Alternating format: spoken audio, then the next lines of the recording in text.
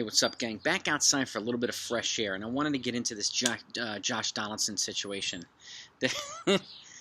um, I guess there's so many different ways to think about it, but I want to give you my insight because I'm going to be coming from a little bit of a different angle too. But I think it's important, and I'm not exactly sure if anybody's considering this side of it that I'm going to be considering. I could be the only one. I don't know, but if somebody else is, let me know in the comments that you are. But just in listening to the players, just in listening to Michael K, and just a lot of different folks. Okay, so let's get into, everybody knows Josh Donaldson is, he gets in the head. To me, he uses football and hockey type gamesmanship a little bit in baseball, right?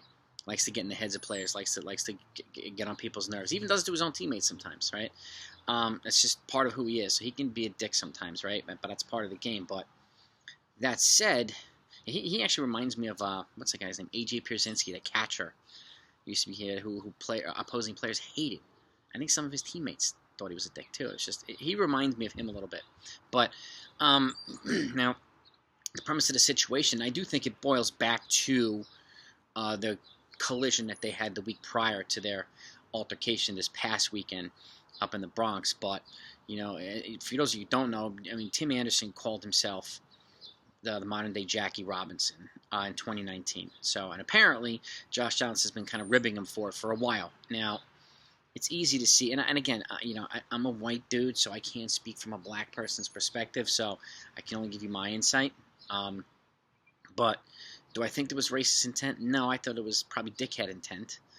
But if it was seen as racist intent, okay, I get it. All right? And even though he did offer a post-game apology that very day, so it is what it is. You take it for what it is. Or Tim Anderson can take it for what it is. But if my question is, it wasn't racist for those other 3 years. Why is it racist now? Right?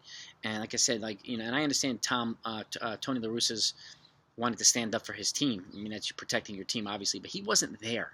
He wasn't on the field. He was in the dugout. So the only people that we can listen to are both sides, like Tim Anderson and Josh Donaldson. They're the only ones that heard and said what was said, right? So that's all we can go on. But again, if you're going to call yourself the modern-day Jackie Robinson, first of all, Jackie Robinson is he's a living legend, okay?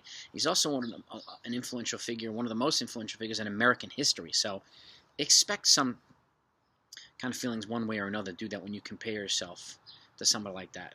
It's just you get into this conversation where people are comparing LeBron James to Michael Jordan as the GOAT, or there's things like that, which just sometimes ridiculous conversations. And everybody's got different opinions on that one too. But back to this. Here's my different angle, okay? And I understand. Okay, MLB clearly wanted to hold him accountable. They, and even Aaron Boone said, after he heard the context of what he was pissed off, but then after he heard the context, he realized he was probably just being a dick and not racist. But he still shouldn't have done it. Okay, I get it. Aaron Judge kind of echoed those sentiments yesterday. Okay, I get it. And MLB wanted to hold him accountable for what he said. Fine, it is what it is. But here's my question too. The Houston Astros orchestrated a 2-year-long, blatant, out-in-the-open cheating scandal, and not a single player was held accountable. Not one.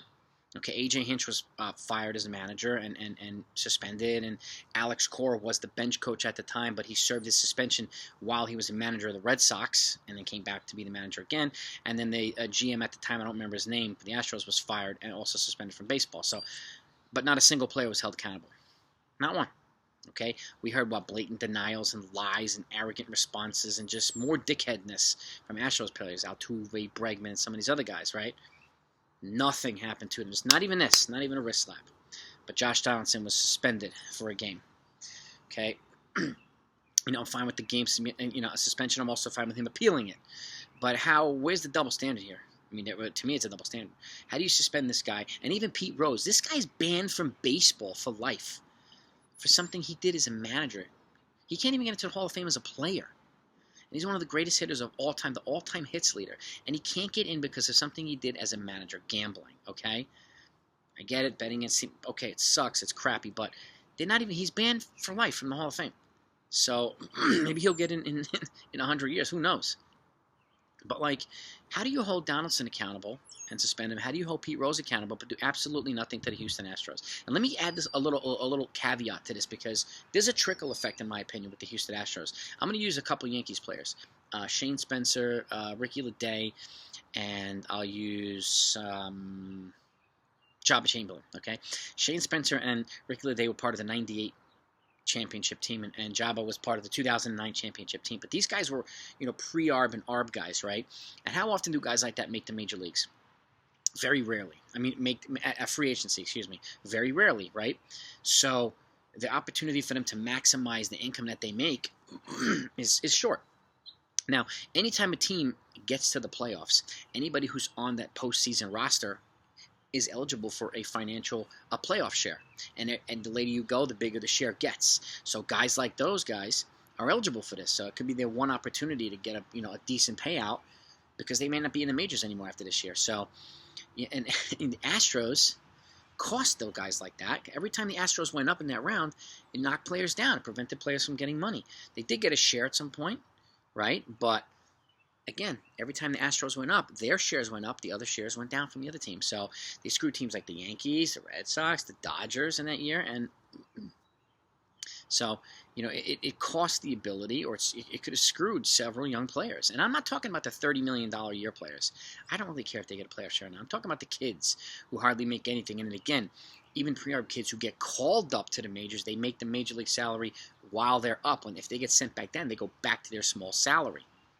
And I'm also not talking about these first-round draft picks who are signed to $5 million bonuses. I'm talking about everybody else. Okay, so the Astros screwed a lot of people. Okay, not only their fans, it was disrespectful to their fans, disrespectful to the game, and all these different things, right? But not a single player was held accountable. Not even a little. I mean, during the Mitchell report, the Balco, there are players that were held accountable that are never going to get into the Hall of Fame now. And fine, rightfully so. But the Astros, this blatant thing, nobody was held accountable. How is it fair? I don't understand it. I mean, content creators, sports reporters, fans, subscribers, whoever reads this or watches this video, please give me some insight in the comments. I want to know what you think about this. All right? And again, the optics of racism are not good, okay, no matter what. And again, if he had racist intent, then he needs to get pounded for it. But if he didn't, then, let them talk it out or do something. Let's move on from this. Because this, asking the same questions, asking these guys questions, it's just going to be ridiculous.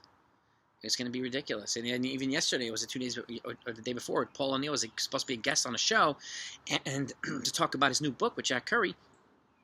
And when they wanted to talk about Josh Donaldson he said, I thought we were here to talk about it, they kicked him off as a guest. Like, come on. Where's the obsession with this stuff? We haven't even proven racist intent and all this stuff. But again, I understand the optics are bad of racism. They'll always be bad. And I agree.